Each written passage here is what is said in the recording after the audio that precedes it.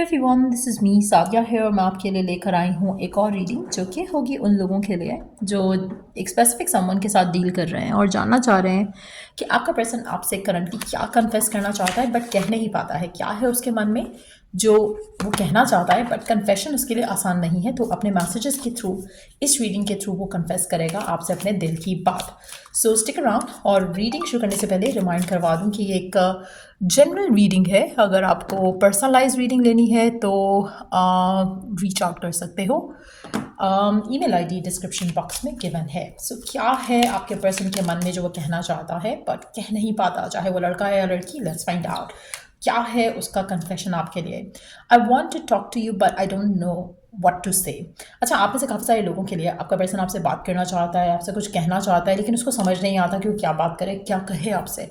आप में से कुछ लोगों के लिए हो सकता है कि आपके पर्सन ज़्यादा एक्सप्रेसिव नहीं होना चाहते हैं, अपने इमोशंस को थोड़ा कंट्रोल रखना चाहते हैं उसके ऊपर। और इवन दो कि वो आपको मिस करते हैं, आपके बारे में सोचते हैं, आपको कांटेक्ट करना चाहते हैं, आपसे बात करना चाहते हैं, लेकिन उनको समझ नहीं आता क्योंकि ऐसा क्या कहें आपसे। हो सकता है कि पर्सन ज़्यादा टॉकेटिव नहीं है आपका, जो भी पर्सन है जिसके साथ आप डील कर रहे हो। और इवन तो कि वो पास रहना चाहते हैं, लेकिन उसको उसको समझ नहीं आता कि वो बात क्या करे आपसे। I know I need to work on my self and they know कि उनको खुद पे काम करने की ज़रूरत है। उनको थोड़ा मोर जैसे होता है ना कि एक्सप्रेसिव होना या बातें शेयर करना, थोड़ा टॉकेटिव होना, उनको लगता है कि उनको अपने ऊपर काम करना चाहिए एंड दे नो दैट। क्योंकि उनको लगता है कि शायद ऐसे रिलेशनशिप नहीं चलते हैं जैसे शायद वो चला रहे हैं, और इसीलिए शायद वो अपनी तरफ से एफर्ट तो करना चाहते हैं बट दे डोंट नो कि क्या ही एफर्ट करें इस कनेक्शन में। I love the way you dress. आपका पर्सन आपसे कन्फेस करना चाहता है कि उसको आपका ड्रेसिंग सेंस बहुत पसंद है, उसको बहुत अच्छा लगता है जिस तरह से आप ड्रेसअप होते हो। और शायद वो चाहेगा कि आप हमेशा ड्रेसअप करके रहो उसके सामने, उसके साथ। और this is something that they love about you. I think you are very funny. आपके पर्सन को लगता है कि आप बहुत हो सकता है कि आप बहुत चुलबुले टाइप के इंसान हो, बहुत फ़नी किस्म के इंसान हो, बहुत एक एक्साइटमेंट लेकर आते हो जब भी वो आपके साथ होते हैं। उनको एक फ़ील होता है कि आप बहुत लाइवली हो, बहुत फ़नी हो, बहुत आप बहुत ज़्यादा एंटरटेनिंग हो इन सम वेज। मुझे ऐसा लग रहा है कि आप दोनों बहुत ही डिफरेंट किस्म के इंसान हो। लाइक ऐसा लग रहा है कि एक पर्सन बहुत ज़्यादा फनी है, दूसरा पर्सन बहुत ज़्यादा जैसे क्वाइट टाइप का होता है, तो वो कुछ एक एक्सट्रोवर्ट और इंट्रोवर्ट का कॉम्बिनेशन लग रहा है यहाँ पर। I am focus on my career and finances. आपका पर्सन आपसे ये भी कहना चाहता है कि वो अपने कैरियर और फाइनेंसेस के ऊपर फोकस है राइट नाउ। और इवन तो कि वो बात भी करना चाहता है जैसे काम पे है या अपने किसी और रिस्पॉन्सिबिलिटी को डील कर रहा है, लेकिन वो आपसे बात भी करना चाहता है, इन टच भी रहना चाहता है।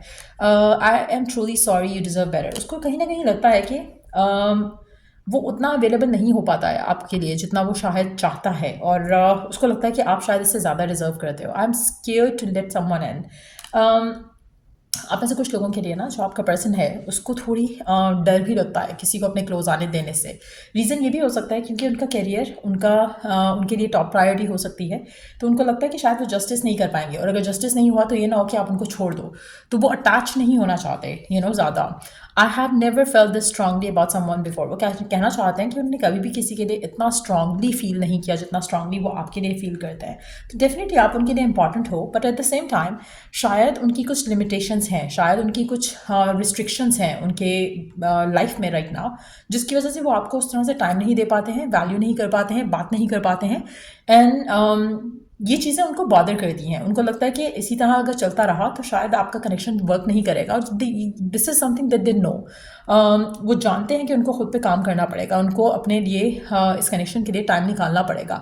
I am regretting my previous actions. आप में से कुछ लोगों के लिए आपके पर्सन को अपनी कुछ किए हुए चीज़ें जो हैं उस पर रिग्रेट है। शायद उसने आपको हर्ट किया, शायद उसने आपसे बात नहीं की, शायद उसने आपको इग्नोर किया, शायद उसने आपको पिक्चर में नहीं रखा। तो वो चीज़ें हो सकती हैं जो कि आपके पर्सन को लगता है कि उसने गलत किया है और कन्फेस करना चाहता है।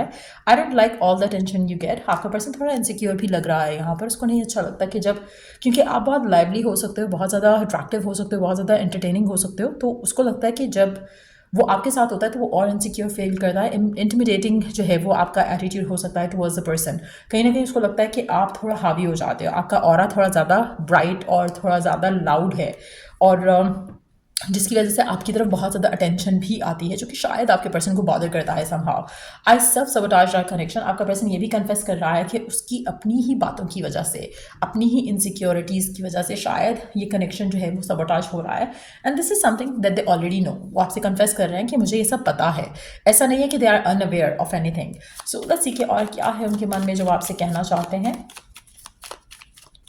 और क्या है जो उनके मन में है जो आपसे कहना चाहते हैं, क्या कन्फेस करना चाहते हैं। When the time is right I am marrying you and only you. आपका पर्सन आपसे ये भी कन्फेस करना चाहता है कि जब वक्त आएगा, जब उनको कोई शादी से रिलेटेड डिसीजन लेना होगा या लव लाइफ से रिलेटेड कोई डिसीजन लेना होगा, तो डेफिनेटली वो आपको चूज़ करेंगे, वो आपसे ही शादी करेंगे।